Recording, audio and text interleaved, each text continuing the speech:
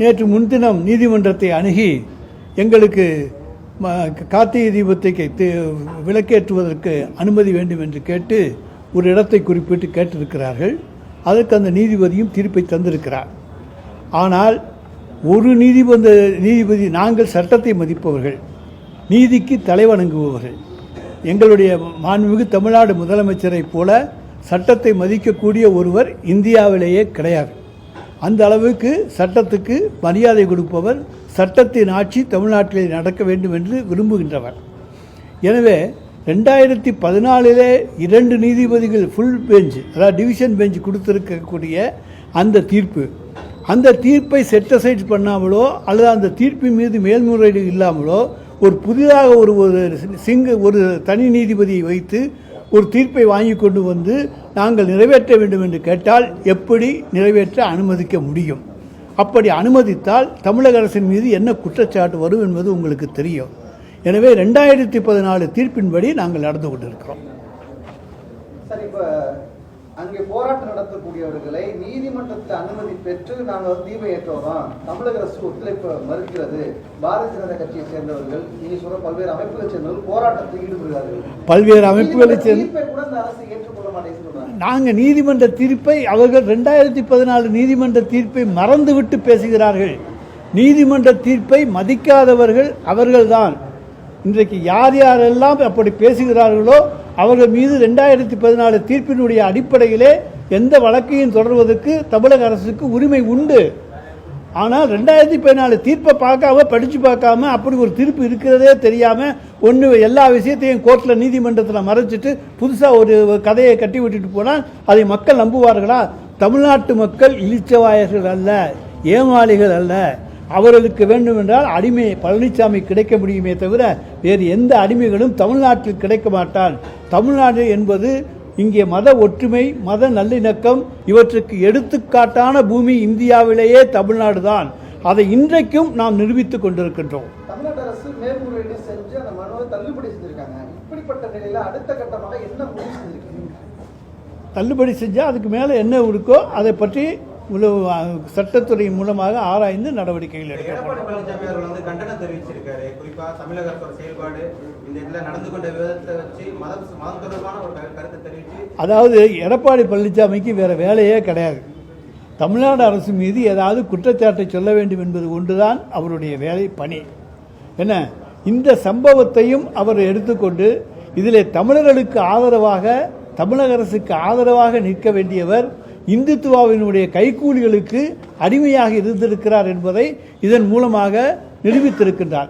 தமிழ்நாட்டை பொறுத்த வரைக்கும் எல்லாரும் ஒன்று. இந்த தீர்ப்பை பொறுத்த மட்டில் 2014 அவர்கள் பெரிதும் போற்றிக் கொண்டிருக்கிற அம்மா அம்மா என்று உச்சரிக்கிறார்களே, அந்த அம்மையார் ஆட்சியில் இருந்தபோது உள்ள தீர்ப்பு தான். ஆக அந்த அம்மையாரை விட எடப்பாடி ஒன்றும் பெரிய அறிவாளி என்று அவருடைய கட்சிக்காரர்கள் ஏற்றுக்கொண்டால் அதுக்கு குறுக்கே நிற்க நாங்கள் தயாராகவில்லை. ஜெயலலிதா அவர்கள் ஆட்சியில் இருக்கிறது தான் இந்த தீர்ப்பு வந்தது. அப்படி இந்த தீர்ப்பு சரியில்லை என்று சொன்னால் அந்த அம்மையாரே அப்பொழுது மேல் தீர்ப்பு போயிருக்கும். ஆக அந்த அம்மையார் காலத்தில் போடப்பட்ட ஒரு தீர்ப்பு அவர்களால் ஏற்றுக்கொள்ளப்பட்ட தீர்ப்புக்கு உடன்பாக இருக்கிறதுனால தான் இந்த நடவடிக்கை. அதிமுக இதே, அதாவது சொல்கிறேன், அன்றைய அண்ணா திராவிட முன்னேற்ற கழகம் இந்த இடத்துல தான் இன்றைக்கு வழக்கப்படி ஏற்றப்படுகிற இடத்தில் தான் ஏற்றப்பட வேண்டும் என்று அன்றைக்கு நீதிமன்றத்தில் வாதாடி இருக்கிறார்கள். இன்றைக்கு முழுவதும் தான் அடிமை சாசனம் எழுதி கொடுத்து விட்ட காரணத்தாலே தன்னை முழுவதுமாக மறந்துவிட்டு தான் முழு அடிமை என்பதை இந்த சம்பவத்தின் மூலம் அவர் நிரூபித்திருக்கின்றார். அதிமுக தொண்டர்கள் வெட்கப்பட வேண்டும். தமிழ்நாடு காவல்துறையை நம்பாமல் மத்திய தொழில் பாதுகாப்பு படையை கொண்டு மத்திய பாதுகாப்பு பணியில் ஈடுபடுத்துறாங்க. நீதிமன்ற உத்தரவு இந்த செயலை எப்படி பார்க்குறீங்க? ஒன்றை மட்டும் சொல்கிறோம், அதாவது மத்திய தொழில் பாதுகாப்பு படை இன்றைக்கு நீதிபதியினுடைய உத்தரவுப்படி அங்கே அனுப்பப்பட்டிருக்கிறது. ஒரு காலத்தில் எப்படின்னா மத்திய தொழில் பாதுகாப்பு படை அதனுடைய கமாண்டா உத்தரவின்படி தான் செயல்படும். இப்போ நீதிமன்றத்துக்கு அவங்க பொறுப்பில் ஒப்படைச்சிருக்கிறதுனால அவர் கமாண்டா படையை அனுப்பியிருக்கின்றார். எங்களை பொறுத்த வரைக்கும் தமிழ்நாடு காவல்துறை சிறப்பாக செயல்படுகிறது. நாங்கள் என்ன செய்ய வேண்டுமோ சட்டம் ஒழுங்கை பாதுகாப்பதற்கு அந்த நடவடிக்கைகளை நாங்கள் எடுத்துக்கொண்டிருக்கின்றோம். அதை மீறி எந்த சக்தி வந்தாலும் அந்த சக்தியை எதிர்கொள்கிற சக்தி எங்களுக்கு இருக்கிறது. அரசியல் கட்சிகளை தாண்டி நீதிமன்றத்தினுடைய செயல்பாடு எப்படி இருந்துச்சு, உங்களுடைய பார்வை என்ன? நான் தான் அதை ஆரம்பத்திலே சொல்லிட்டேனே, டிவிஷன் பெஞ்சினுடைய ஜட்ஜ்மெண்ட் இருக்குது, இது சிங்கிள் ஜட்ஜுடைய ஜட்ஜ்மெண்ட். மாநில அரசோட கட்டுப்பாட்டில் இருக்க ஒரு காவல்துறை வந்து அங்க ஒரு சட்ட ஒழுங்கு பிரச்சனை வரக்கூடாதுன்னு அந்த சம்பவத்திற்கு வந்து அனுமதி அளிக்க மாட்டேங்குது. அவர்களை எதிர்த்து மத்திய பதப்படை வீரர்களை நீதிபதியை அனுப்புறதுங்கிறது வந்து எந்த மாதிரி இருக்கு? மாநில சுயாட்சி குறித்தான ஒரு பார்வையை திரும்ப ஒரு பிரச்சனையை கிளப்பியிருக்க மாதிரியான ஒரு விமர்சனங்கள் வருது. அதாவது இதற்கு பதில் சொல்ல வேண்டும் என்றால் விளக்கமாக என்ன, மிக நீண்ட விளக்கத்தை தந்தாக வேண்டும். அதற்கான நேரம் இதுவல்ல. நிச்சயமாக அதற்கான விளக்கங்கள் எங்களுடைய தலைமையின் மூலமாக நாங்கள் தரோம்.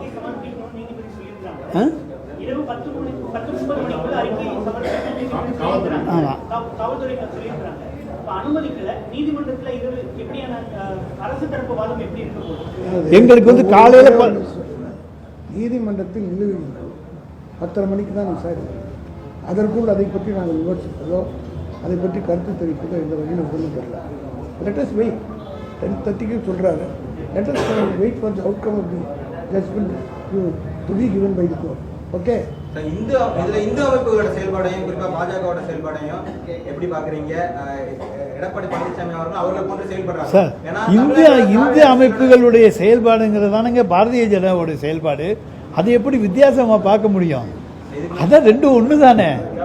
அதை ரெண்டும் ஒன்றா இருக்கிற போது அதை எப்படி வித்தியாசமாக வேறுபாடாக பார்க்க முடியும்? நாங்கள் பழனிசாமியை பற்றி கேட்டீங்க, நாங்கள் தான் அடிமை சாசனம் எழுதி கொடுத்துட்டு தன்னுடைய கட்சி எடுத்த நிலை என்ன என்பதே மறந்துவிட்ட ஒரு முன்னாள் முதலமைச்சர். அப்ப அன்னைக்கு என்ன பிரச்சனை? 2014 என்ன பிரச்சனை? இது என்ன பிரச்சனை என்பது அவங்க ஜெயலலிதா அம்மையார் தலைமையில் நடைபெற்ற ஆட்சி, அந்த அரசு போட்டு அப்படி விட்டு நீங்கள் படித்து பார்க்கலாம். என்ன சொல்லியிருக்காரு அதே தான் நாங்கள் சொல்லியிருக்கோம். அந்த நீதிபதி வந்து அந்த நீதிபதிக்கு தான் அந்த மாதிரியான தீர்ப்பு பெற முடியுங்கிற நோக்கத்திலே அவர்கிட்ட போய் அவர் சொல்ற தீர்ப்பா சார், நாங்கள் அதெல்லாம் வந்து கலங்கற்பித்து அப்படியெல்லாம் நாங்கள் சொல்றதுக்கு இங்கே வரல. நாங்கள் எங்களுடைய நிலைப்பாடை சொல்ல வந்திருக்கோம். 2014 ஜட்ஜ்மெண்ட் நம்பரை மட்டும் தந்துடுறோம், காப்பி கிடைக்கல. Writ appeal number 1524/2014 dated 7/12/2017. அந்த ஜட்ஜ்மெண்ட்டாக பார்த்துக்கங்க. அதில் உங்களுக்கு விளக்கங்கள்லாம் நிச்சயமாக தெரியும். அது எந்த ஆட்சியில் போடப்பட்டது, எந்த ஆட்சி இதை நிலைப்பட்டது.